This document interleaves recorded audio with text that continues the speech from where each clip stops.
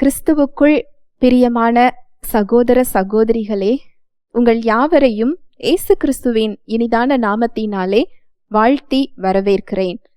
தேவனுடைய வார்த்தை சொல்லுகிறது, சத்தியத்தையும் அறிவீர்கள், சத்தியம் உங்களை விடுதலையாக்கும் என்று சொல்லுகிறது. இன்றைய சிந்தனைக்கு எடுத்துக்கொண்ட வேத வசனம் 1 யோவான் 2:1-2 என் பிள்ளைகளே, நீங்கள் பாவம் செய்யாத படிக்கு இவைகளை உங்களுக்கு எழுதுகிறேன். ஒருவன் பாவம் செய்வானானால் நீதிபரராய் இருக்கிற இயேசு கிறிஸ்து நமக்காக பிதாவினிடத்தில் பரிந்து பேசுகிறவராய் இருக்கிறார். நல்லா பாருங்க, இந்த வசனத்துல எவ்வளவு பெரிய ரகசியம் இருக்கு பாருங்க. இது எதுக்காக சொல்லப்பட்டிருக்கு அப்படின்னா, நாம் பாவம் செய்யாத படிக்கு இது எழுதப்பட்டிருக்குதான். ஒருவன் பாவம் செய்வானானால், தேவனுடைய உறவை ஏற்றுக்கொண்ட பிறகு, தேவனுடைய பிள்ளைகளாக மாற்றப்பட்ட பிறகு, இயேசு கிறிஸ்துவின் இரத்தத்தினால் நாம் ஒப்புரவாக்கப்பட்ட பிறகு ஒருவன் பாவம் செய்வானானால் அங்க என்ன நடக்குதான் பாருங்க. நீதிபரராய் இருக்கிற இயேசு கிறிஸ்து நமக்காக பிதாவினிடத்தில் பரிந்து பேசுகிறவராய் இருக்கிறார். ஹல்லேலூயா, பிரைஸ் தி லார்ட். இயேசு கிறிஸ்துவின் ரத்தம் முதலாவது தேவனையும் நம்மையும் ஒப்புரவாக்கி இருக்கிறது. தடையாக இருந்த பாவத்தை அது தகர்த்து எறிந்திருக்கிறது. தேவனை நம் சார்பில் நிற்க செய்திருக்கிறது.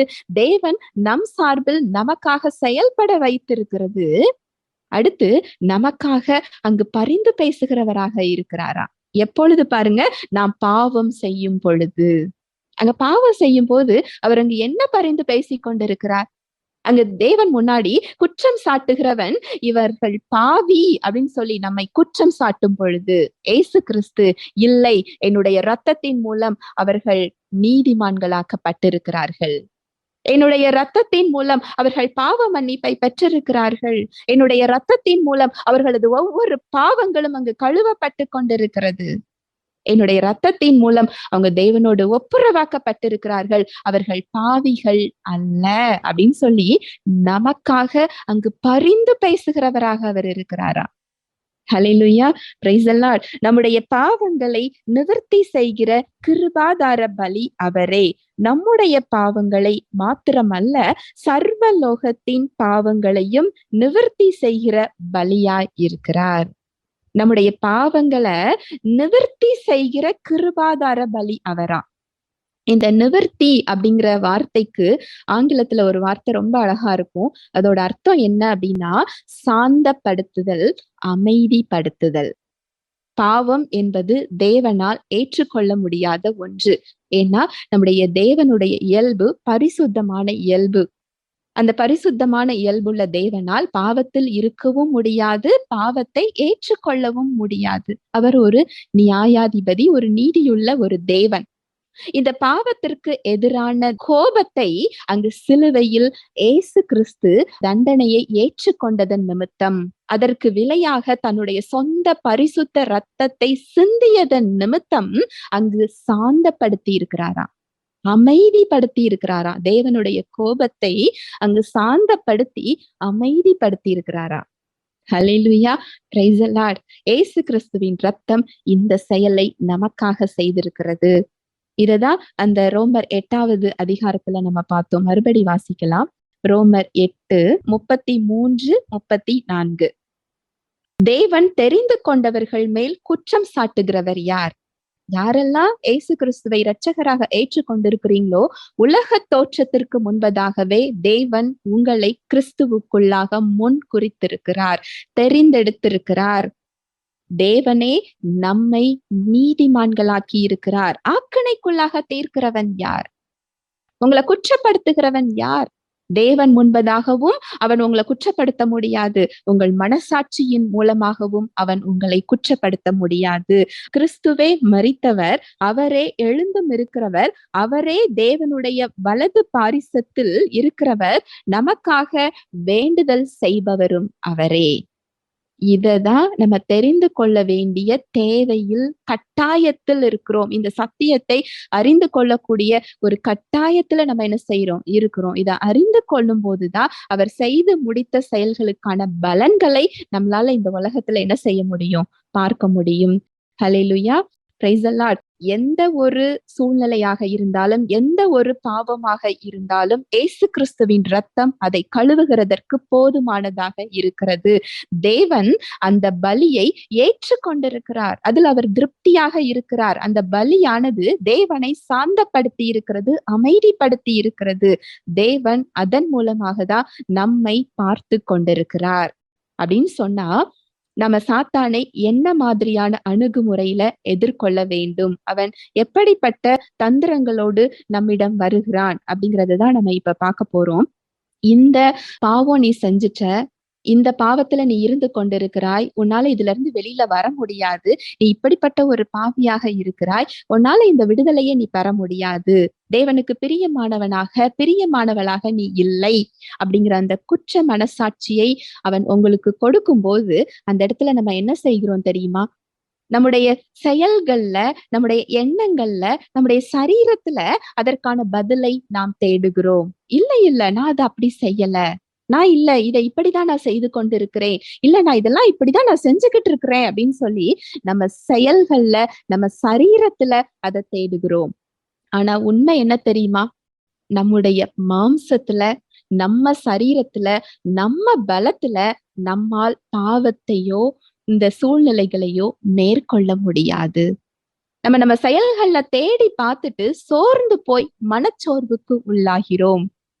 ஆமா, சாத்தான் சொல்லுகிறது சரிதான், என்னோட மனசாட்சி சொல்லுகிறது சரிதான், நான் பாவிதான், இந்த இடத்துல நான் பலவீனமாக தான் இருக்கிறேன், எனக்கு உதவிக்கு யாரும் இல்ல, தேவன் என் மீது கோபமாக தான் இருப்பார், என்ன அவர் பரிசுத்தம் உள்ள தேவன், என்னை அவர் ஏற்றுக்கொள்ள மாட்டார், இந்த இடத்துல இருந்து என்னை தூக்கி விடுகிறதுக்கு யாரும் இல்லைன்னு சொல்லி தேவனிடத்தில் ஓடுகிறதற்கு பதிலாக அவரிடமிருந்து விலகி ஓடச் செய்கிறான் அவன். அந்த குற்ற மனசாட்சியை நமக்கு கொடுக்கிறதன் மூலம் நம்முடைய கவனத்தை தேவனிடமிருந்து நம் சரீரத்தை நோக்கி திருப்புகிறான். விடுதலைக்கான வழி இயேசு கிறிஸ்து மட்டும்தான். இயேசு கிறிஸ்து கிட்டதான் வழியும் சத்தியமும் ஜீவனும் இருக்கிறது. அந்த ரத்தத்தில் தான் நமக்கு ஒரு புதிதான வழி கிடைத்திருக்கிறது. தேவனிடத்தில் செல்லக்கூடிய ஒரே வழி இயேசு கிறிஸ்து மட்டும்தான். அது வாழ்நாள்ல ஒரு நேரம் மட்டும் இல்ல, ஒவ்வொரு நிமிடமும், ஒவ்வொரு நாளும், ஒவ்வொரு வினாடியும் நமக்கு வழி இயேசு கிறிஸ்துவின் வழியாக தான் தேவனிடத்தில் நம்ம செல்ல முடியுமே தவிர நம்முடைய செயல்களின் அடிப்படையில் இல்லை. சாத்தானுடைய தந்திரங்கள்ல மிக பெரிய தந்திரம் என்னன்னா, நம்முடைய பலத்தை நோக்கி அவன் நம் கவனத்தை திருப்புகிறது தான்.